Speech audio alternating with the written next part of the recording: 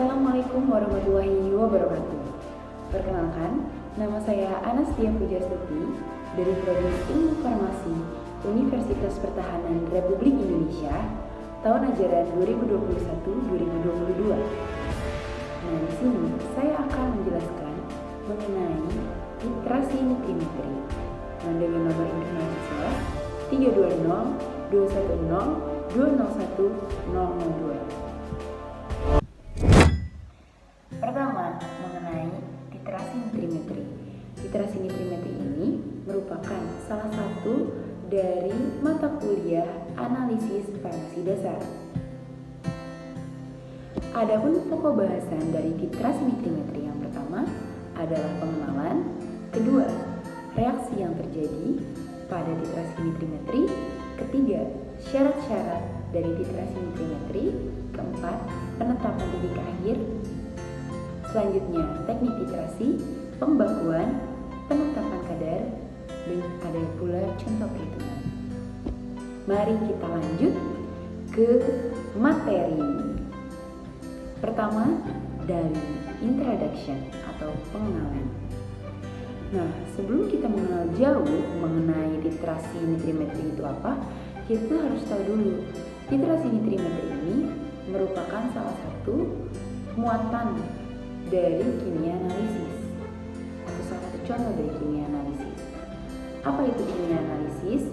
Kimia analisis merupakan salah satu cabang ilmu kimia yang mempelajari tentang pemisahan atau separasi, identifikasi, determinasi, atau menganalisis komponen kimia dalam suatu bahan, baik itu bahan alam maupun bahan buatan. Nah, kimia analisis itu ada dua jenis. Ada analisis kualitatif, ada analisis kuantitatif. Nah, titrasi ini termasuk dalam jenis kuantitatif karena dalam prosesnya ada perhitungan kadar. Apa itu analisis kuantitatif? Analisis kuantitatif berkaitan dengan jumlah suatu komponen bahan dalam sampel. Tujuannya itu untuk mengetahui jumlah kadar absolut relatif dari suatu elemen atau spesies yang ada di dalam sampel tersebut. Nah, perlu diketahui salah satu titrasi nutrimetri ini merupakan analisis konvensional yang merupakan analisis yang dilakukan dengan sistem non-instrumental. Kenapa disebut non-instrumental? Karena dia tuh tidak menggunakan alat-alat yang canggih atau modern, karena titrasi ini kan masih kayak konvensional gitu kan. Selanjutnya, ya, metode titrasi itu merupakan metode konvensional loh. Kita berlanjut ke materinya, yaitu titrasi nitrimetri. Titrasi adalah proses penambahan larutan standar dengan suatu larutan yang belum diketahui konsentrasinya sampai reaksi tersebut tepat lengkap dengan ataupun tidak bantuan dari indikator sebagai penanda titik akhir titrasi sudah tercapai. Nah, biasanya selalu ada nih indikator yang ditambahkan ketika proses titrasi berlangsung. Nah, salah satunya yaitu dengan titrasi nitrimetri. Apa sih titrasi nitrimetri ini? Titrasi nitrimetri yakni metode penetapan kadar secara kuantitatif dengan menggunakan larutan standar natrium nitrit. Dasar metode yang digunakan yaitu reaksi diaceutasi, di mana amin aromatik primer ditambah asam nitrit dalam suasana asam akan membentuk garam diazonium. Jadi, apa sih tujuan dari penambahan HCl itu? Nah, perlu diketahui penambahan HCl ini merupakan suatu hal yang harus dilakukan dalam titrasi nitrimetri karena fungsinya itu yang pertama untuk melarutkan zat yang dititrasi. Kedua, pembentukan HNO2 dari NaNO2 atau natrium nitrit. Ketiga, membagikan suasana asam. Yang selanjutnya itu pembentukan garam dari semua diazonium. Jadi kalau misalnya kita tidak menambah HCl, maka titrasi nitrimetri tidak bisa berlangsung. Selanjutnya, adapun prinsip dari titrasi nitrimetri ini yang pertama yaitu amin aromatik primer dengan asam nitrit atau HNO2 itu dalam suasana asam akan membentuk garam diazonium, dan juga syaratnya itu pada suhu yang dingin. Makanya tuh kalau titrasi nitrimetri harus menggunakan es batu. Jadi titratnya tersebut ada titrat kan, titrat itu yang di dalam burep ada titrat, biasanya titrat itu disimpan di gelas air mengalir. Nah titratnya itu disimpan di es batu, direndam di es batu agar dijaga dari suhu tersebut. Selanjutnya itu menemukan garam diazonium dari gugus amin aromatik primer. Contohnya kalau misalnya ada amin aromatik sekunder gimana tuh? Nah kalau misalnya ada itu maka akan dihidrolisis terlebih dahulu dengan cara direflux atau dipanaskan sehingga struktur dari senyawanya menjadi amin aromatik primer. Pembentukan senyawa nitrosamin dari amin alifatik sekunder. Selanjutnya pembentukan senyawa azideri dari gugus hidrazin. Pemasukan gugus nitro. Nah, pemasukan gugus nitro ini jarang terjadi karena sulitnya nitrasi dengan menggunakan asam nitrit dalam suasana asam. Reaksi yang terjadi yakni reaksi diazotasi, di mana reaksi ini itu berlangsung secara lambat dan bersifat kuantitatif, yang mana bisa dihitung kadarnya. Sifat natrium nitrit sendiri yaitu mudah teroksidasi. Selanjutnya ada nih contoh zat yang memiliki gugus amin aromatik primer, yaitu ada benzokain dan juga ada sulfa. Gugus amin alifatis, misalnya natrium asiklamat, yang memiliki gugus hidrazit, misalnya INH, yang memiliki gugus amin aromatis sekunder, contohnya paracetamol, phenazepam, yang memiliki gugus aromatik, nitroaromatik, contohnya chloramphenicol. Nah, selain gugus amin aromatik primer ini, mereka akan dihidrolisis terlebih dahulu agar membentuk gugus amin aromatis primer sehingga dapat dilakukan proses titrasi. Selanjutnya, untuk apa sih titrasi nitrimetri ini? Digunakan untuk penetapan kadar dari senyawa-senyawa yang mempunyai gugus amin aromatis bebas seperti sulfamilamid dari amin aromatis primer. Kemudian untuk juga penetapan kadar senyawa-senyawa yang mana gugus amin aromatis terikat dengan gugus lain seperti suksinil sulfatiazol, eftalil sulfatiazol, dan juga paracetamol. Digunakan juga untuk pada penetapan kadar senyawa yang mempunyai gugus amin aromatik yang terikat dengan gugus lain seperti suksinil sulfatiazol, maka zat ini tuh harus dihidrolisis terlebih dahulu seperti yang telah dijelaskan tadi, sehingga diperoleh gugus amin aromatis bebas untuk selanjutnya bereaksi dengan natrium nitrit dalam suasana asam akan membentuk garam diazonium. Reaksi yang terjadi pada analisis suksinil sulfatiazol yaitu dapat dilihat pada gambar suksinil sulfatiazol, kemudian akhirnya akan membentuk garam diazonium. Bisa dilihat pada gambar. Materi kedua yaitu mengenai reaksi yang terjadi. Jadi, reaksi yang terjadinya itu merupakan reaksi diazotasi. Reaksi antara amin aromatik primer dengan asam nitrit akan membentuk garam diazonium. Adapun di sini dijelaskan pada gambar yaitu NaNO2 ditambah asam klorida akan membentuk HNO2 ditambah natrium klorida. natrium klorida ini adalah garamnya, HNO2 ini adalah asam nitrit.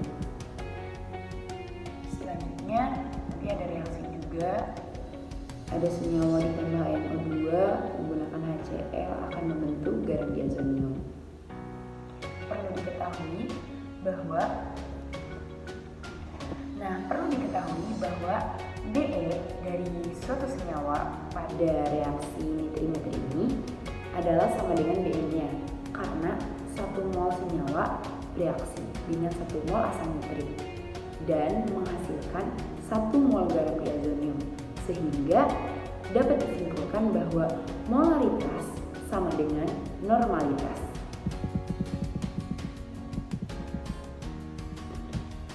Reaksi diazotasi itu merupakan reaksi yang memanfaatkan sifat benzina yang bisa diotak-atik, layaknya seperti kubik di otak-atik. Tujuannya itu yaitu untuk membentuk suatu senyawa amin aromatik yang kita inginkan. Nah, biasanya reaksi diazotasi ini dimanfaatkan untuk mensintesis fenol, dikarenakan benzina tidak dapat langsung bereaksi dengan air, karena benzina itu merupakan senyawa nonpolar, sedangkan air merupakan senyawa polar. Jelas-jelas keduanya itu memiliki sifat yang berlawanan. Inti dari reaksi ini yaitu anilin direaksikan dengan NaNO2 bersama HCl pada suhu dingin akan membentuk benzina diazonium atau garam diazonium. Adapun mekanisme reaksi pada benzina dalam sintesis fenol yaitu sini ada gambar 1 HNO3 di mana benzen dengan intinya direaksikan dengan HNO3 atau H2SO4, kemudian masuk ada gus nitrit ditambahkan HCl, kemudian ini tuh harus berlangsung dalam suasana dingin ya, karena agar menghasilkan garam diazonium. Pokok bahasan ketiga yaitu persyaratan titrasi nitrimetri. Nah, sebelum melakukan titrasi itu harus ada nih syarat-syarat yang harus dipenuhi dalam titrasi nitrimetri. Jadi, ketika salah satu syaratnya tidak dipenuhi, maka titrasi ini tidak dapat berlangsung karena harus saling melengkapi satu sama lain. Seperti yang diketahui kan syarat itu harus dilengkapi ya. Kalau tidak maka reaksi tidak dapat berlangsung. Apa sih syarat-syarat dari titrasi nitrimetri? Pertama, suhu. Seperti yang telah dijelaskan, harus diingat bahwa dari suhu titrasi sebaiknya dilakukan dalam suhu rendah, lebih kecil dari 15 derajat Celcius, sehingga pada proses titrasi itu akan menggunakan es batu untuk merendam titratnya. Kedua, kecepatan reaksi. Reaksi titrasi amin aromatis pada reaksi diazotasi berjalan agak lambat. Titrasi sebaiknya dilakukan secara perlahan-lahan, karena kalau tidak nanti ada zat yang dimana itu dia tuh bisa mudah teroksidasi, sehingga hal tersebut bisa mengurangi ketepatan dari penetapan kadar ataupun pembakuan dari titrasi nitrimetri. Makanya kecepatan reaksinya tuh harus berjalan lambat.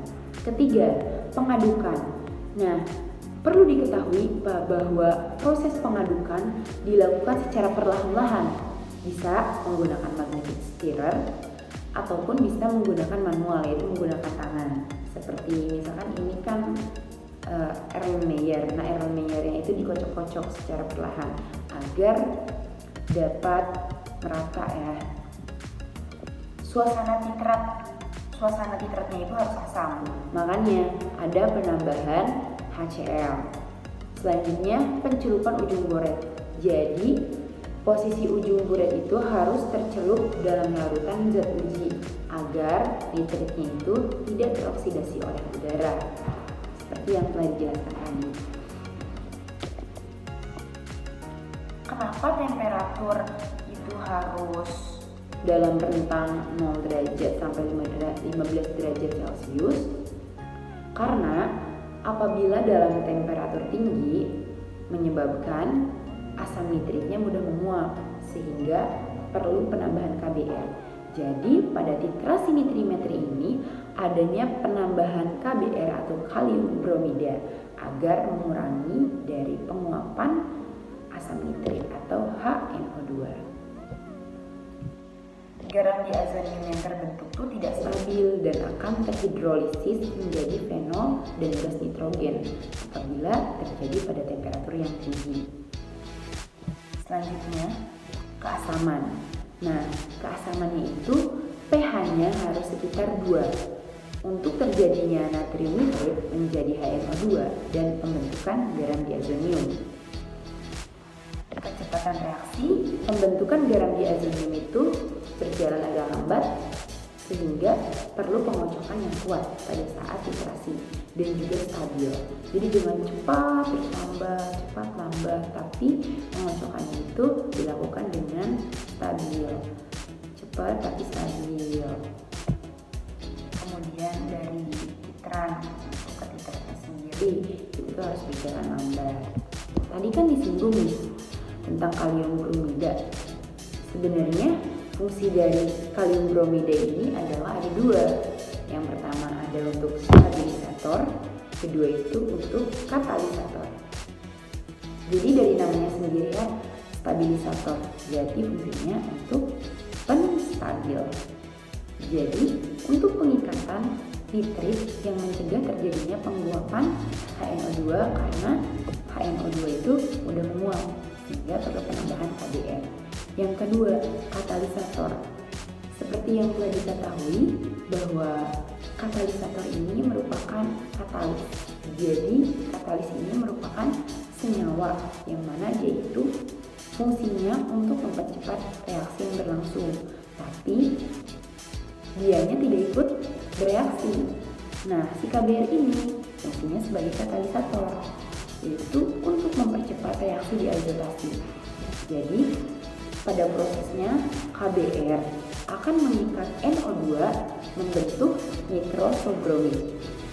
Nah, bentuk ini akan mempercepat reaksi karena bentuk ketung dari tautomer ditiadakan dengan segera membentuk enol O pangkat N Br atau nitrosobromid. Nah, materi keempat yaitu penentuan titik akhir. Jadi kan selama proses titrasi ya, tentunya harus ada titik akhirnya karena titrasi nitrimetri ini akan berhenti apabila titik akhir titrasi telah dicapai. Harus ada indikator tentunya ya yang digunakan.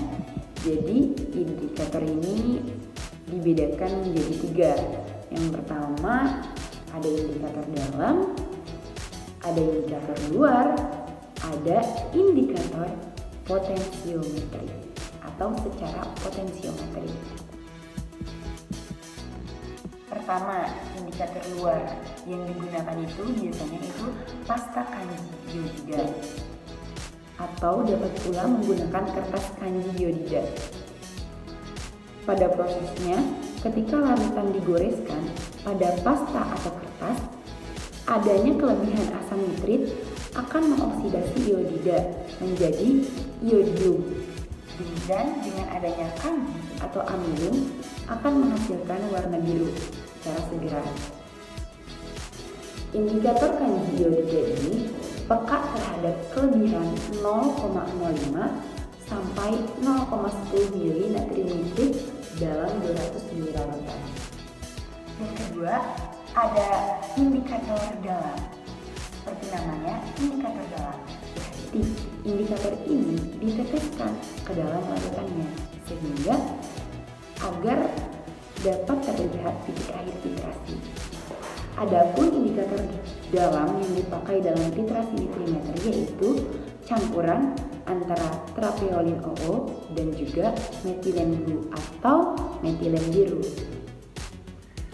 Trapeolin OO ini merupakan indikator asam basa yang berwarna merah dalam suasana asam dan berwarna kuning bila dioksidasi oleh adanya kelebihan asam nitrit.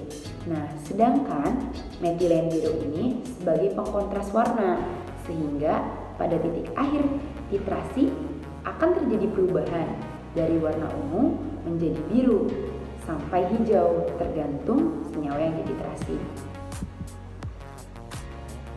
Nah, kan banyak sekali ya indikator yang digunakan, ada 3 yang telah disebutkan tadi, yaitu ada indikator dalam, ada indikator luar, dan juga ada secara potensiometri.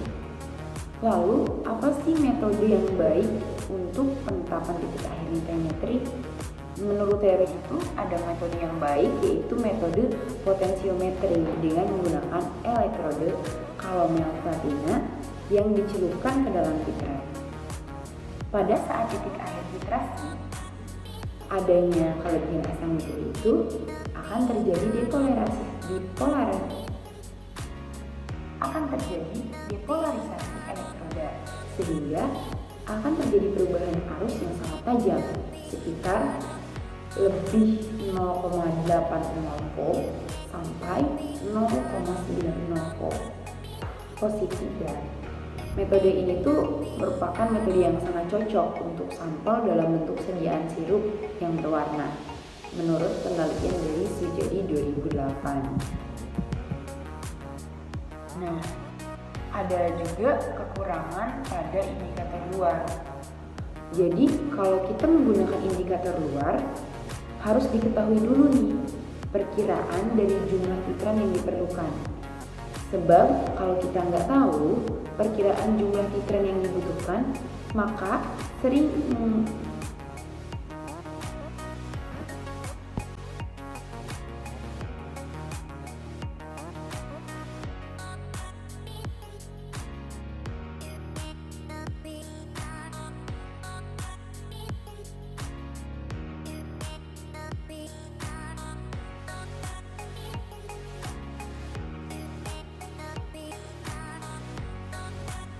selanjutnya, kalau kita misalkan menggunakan indikator luar tuh ada kekurangannya juga nih. Ketika menggunakan indikator luar, kita tuh harus tahu perkiraan jumlah titran yang diperlukan. Sebab apabila tidak tahu, maka kita tuh tidak tahu kemudian apakah sudah tercapai titik akhir titrasi atau belum. Nah, di samping itu juga, kalau sering melakukan pengujian, dikhawatirkan akan banyak ada larutan yang dititrasi, baik larutan sampel yang hilang pada saat pengujian titik akhir. Sementara itu, pada pemakaian indikator dalam, walaupun pelaksanaannya mudah, tetapi seringkali juga untuk mengatasi hal ini, maka akan digunakan metode pengamatan titik akhir secara potensiometri. Nah, pada praktikum sebelumnya, ketika titrasi nitrimetri, kami menggunakan indikator dalam saja, yaitu menggunakan indikator trapeolin O dan juga metilen B pada campuran kedua indikator tersebut. Menurut saya, indikator tersebut juga merupakan indikator yang akurat untuk menentukan titik akhir dari titrasi nitrimetri ini, sehingga bisa didapatkan kadar dari senyawa yang diinginkan. Adapun reaksi yang terjadi pada pertasan iodida, yaitu ketika NaNO2 ditambah HCl akan membentuk HNO2 ditambah NaCl. Ki ditambah HCl akan membentuk HCl ditambah Hi. Jadi, Ki ini berikatan dengan Cl, Hi ini berikatan dengan I. 2 Hi ditambah 2 HNO2 akan membentuk I2 ditambah 2 NO ditambah 2 H2O. Jadi, ketika Hi dengan NO2 direaksikan akan membentuk hasil berupa H2O atau air. Nah, ini sendiri ketika ditambahkan lagi akan membentukkan hijau, yang itu akan berwarna biru. Untuk meyakinkan apakah benar-benar sudah terjadi titrasi, maka pengujian seperti atas akan dilakukan lagi setelah 2 menit.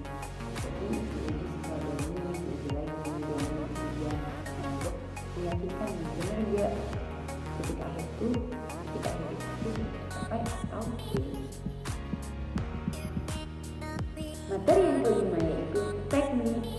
titrasi.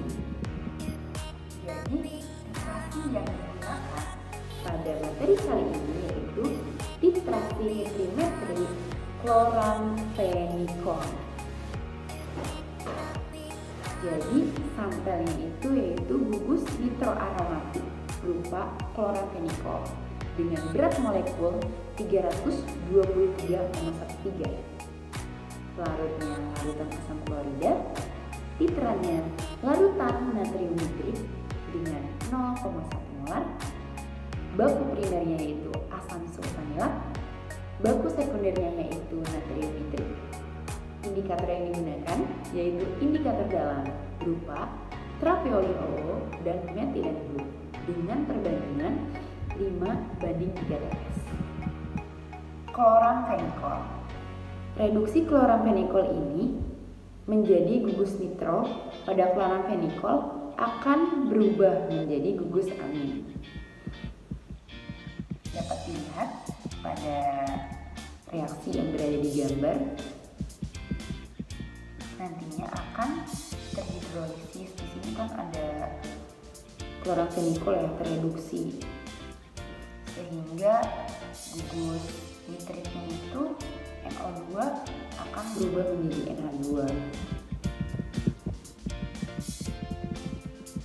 Chloramphenicol yang mempunyai gugus nitroaromatis akan direduksi terlebih dahulu dengan asam klorida untuk menghasilkan senyawa amin aromatis primer yang bebas.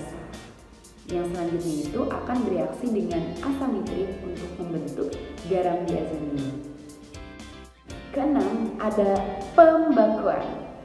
Jadi, sebelum melakukan titrasi atau proses titrasi, kita harus tahu dulu alat-alat apa yang akan digunakan untuk proses titrasi.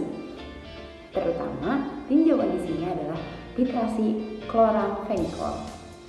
Adapun alat-alat yang diperlukan yaitu pertama ada batang pengaduk, botol semprot, buret 25 ml, Erlenmeyer 30 ml, 300 ml, gelas piala 400 ml, gelas ukur, magnetic stirrer. Kalau tidak ada magnetic stirrer bisa juga dilakukan menggunakan manual atau dengan tangan dengan cara diputar-putar secara cepat tapi stabil.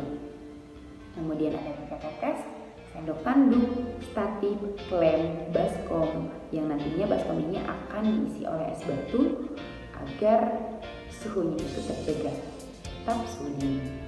Timbangan analitik tentunya untuk menghitung jumlah senyawa yang akan dilarutkan, seperti misalkan KBR berapa yang akan dilarutkannya. Nah, sebelumnya itu kan harus ditimbang terlebih dahulu. Kemudian juga ada kompor listrik. Itu kompor listrik digunakan untuk reflux chloramphenicol agar didapatkan senyawa amin aromatik primer yang selanjutnya dapat dititrasi.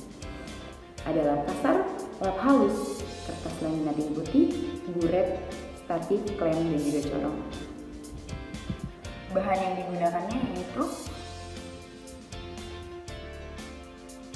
paracetamol.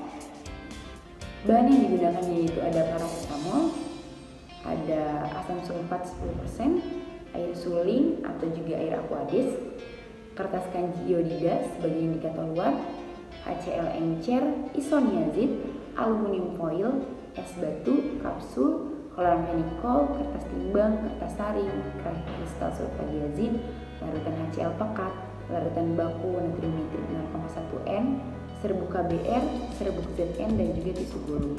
Membuat dulu nih larutan baku natrium nitritnya 0,1 M. Dapat dilihat dengan cara timbang dulu 7,3 gram natrium nitrit. Kemudian setelah ditimbang, kita larutkan dengan air secukupnya sampai mencapai volume 1 liter atau 1000 ml. Setelah dibuat larutan baku, kemudian kita juga buat natrium nitrit. Natrium nitrit dengan asam sulfanilat. Pertama, dalam timbangan analitik kita timbang sebanyak 173 mg asam sulfanilat yang telah dikeringkan terlebih dahulu. Kemudian masukkan ke dalam labu 300 ml. Setelah itu kita tambahkan 30 ml air dan juga 20 tetes amonia 25% dengan sampai semua asam sulfanilat larut. Setelah itu kita tambahkan 15 ml asam hidroksida atau yang dimana normalitasnya itu harus 1 N dan juga 1 gram kalium bromid. Setelah dicampur ini, kemudian tetesi lagi 5 tetes larutan indikator trapiolin OO dan juga 3 tetes larutan biru metilen. 1, 2, 3, 4, 5 1, 2, 3 dari metilin bluenya. Nah, titrasi yang dilakukannya itu harus hati-hati dengan natrium nitrit. Jangan lupa sambil diaduk-aduk sampai terjadi perubahan warna dari ungu ke biru hijau. Atau kalau kita ketahui itu biru hijau itu mungkin kayak bensin gitu ya, biru hijau. Atau seperti yang kita ketahui biru hijau itu seperti birunya bensin, biru hijau. Kalau kita lihat kan ada kocok-kocok kan dari ungu, terasi dari ungu sampai ke biru hijau. Kalau sudah mencapai warna biru hijau, maka titrasi tersebut dihentikan karena sudah mencapai titik akhir titrasi. Nah, setelah itu kita juga menggunakan 500 mg sulfanilamid ditimbang dalam timbangan analitik yang telah dikeringkan terlebih dahulu pada suhu 105 derajat selama 2 jam. Kemudian masukkan ke dalam gelas piala atau beker gelas. Setelah itu tambahkan 5 ml asam hidroksida dengan 50 ml air. Nah, di situ tuh aduk sampai semua zat larut. Situ dinginkan pada es atau direndamnya titrasi itu pada es batu sampai suhu 15 derajat. Itu suhu minimal ya, suhu minimal itu 15 derajat. Kalau bisa tuh suhunya dikurangi. Kemudian tambahkan 25 gram es dan titrasi pelan-pelan. Maksudnya es di sini yaitu es untuk merendam titrasi tersebut agar bisa mencapai suhu yang diinginkan. Sebenarnya untuk es batu sendiri itu tidak mesti segitu, tergantung baskom yang digunakan. Pokoknya sampai titrasinya itu terendam. Nah, kemudian habis itu tuh dititrasi nih pelan-pelan dengan natrium nitrit sambil diaduk-aduk sampai terjadi warna biru pada pasta kanji iodida yang disebabkan oleh penggoresan 1 tetes larutan titrasi indikator pada pasta kanji iodida. Yang terakhir yaitu ada penetapan kadar. Dengan cara ditimbang dulu sampel kloramphenicol sebanyak 164 mg. Kemudian ditambahkan 5 ml HCl pekat, ditambahkan pula 1,6 gram serbuk ZN sedikit demi sedikit yang telah ditimbang terlebih dahulu menggunakan timbangan analitik. Setelah itu ditambahkan 3 ml HCl pekat. Habis itu didiemin selama 10 menit. Lalu disaring dengan kertas saring. Dinginkan hasil yang kita campurkan tadi dengan direndam menggunakan es batu yang di dalam baskom sampai dijaga suhunya itu agar suhu tidak lebih dari 15 derajat. Setelah dicek menggunakan temperatur, kemudian dilihat nih kalau misalnya suhunya masih di atas 15, maka terus rendam aja sampai suhunya turun lagi. Kalau suhunya sudah mencapai 15 atau kurang dari 15, misalkan 10 derajat, 2 derajat, 8 derajat, maka titrasi tersebut dilakukan. Titrasi dilakukan dengan natrium nitrit dari warna biru. Nah, ketika biru itu segera pada saat digoreskan tetesan larutan pada kertas kanji iodida. Kemudian setelah kertas kanji iodida menunjukkan warna biru, berarti itu sudah mencapai titik akhir titrasi, sehingga titrasi dihentikan dan kita mencatat volume titrasinya. Adapun referensi yang kami gunakan di sini dapat dilihat pada slide PPT. selesai. Terima kasih atas perhatiannya. Mohon maaf apabila ada kekurangan dan juga kesalahan, karena kekurangan itu sendiri berasal dari diri saya dan kebenaran hanya milik Tuhan yang Maha Kuasa. Sekian dan terima kasih. Wabillahi taufiq wal hidayah. Wassalamualaikum warahmatullahi wabarakatuh.